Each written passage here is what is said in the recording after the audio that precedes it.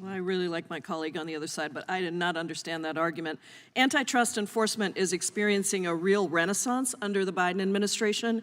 Our antitrust enforcers have won victories in court against employers that sought to suppress worker pay, successfully fought to lower the price of inhalers, and are working to lower food prices by targeting anti-competitive practices in the grocery industry. The list of antitrust accomplishments under this administration is unprecedented, and the American people have noticed.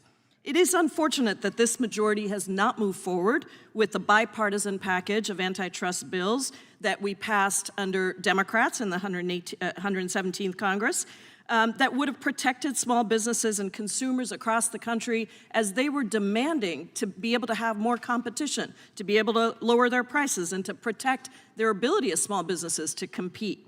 If we are concerned about the trustworthiness of media, and we want to foster more responsible media, then I would suggest we take up my bipartisan Journalism Competition and Preservation Act. Let's debate that. Let's make sure independent publishers across the country, newspapers and small communities across the country can survive. But that's not what's happening. We've begun to see some colleagues on the other side co-opt the language of antitrust enforcement to target behaviors that have nothing to do with antitrust.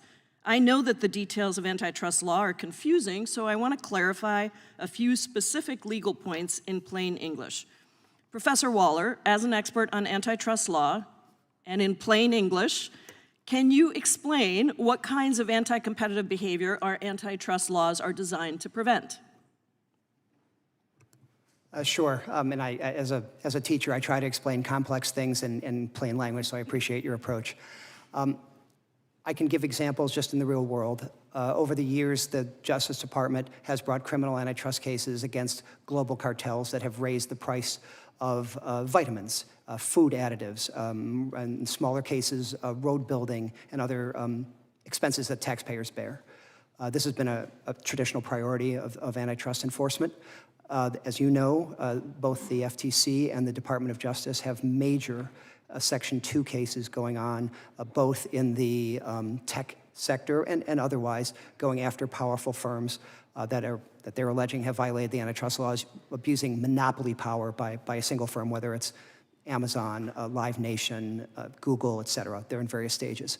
And there are pending mergers cases, such as the supermarket merger that's being now litigated by the FTC in 30-some states, where the consequences are likely, if the government's right, higher food prices as well as harm to labor if that merger goes through as currently proposed. Those are some of the priorities. Perfect. And actually that Kroger's-Albertson merger, there was an article on the front page of the Seattle Times today. Over 150 stores will close in my area, just in Seattle, as a result of that merger. Now, you touched on this in your prepared statement, and I know you only have access to public information about the facts in this case, but given those constraints, do you see any of these antitrust elements in the information that was uncovered by my Republican colleagues?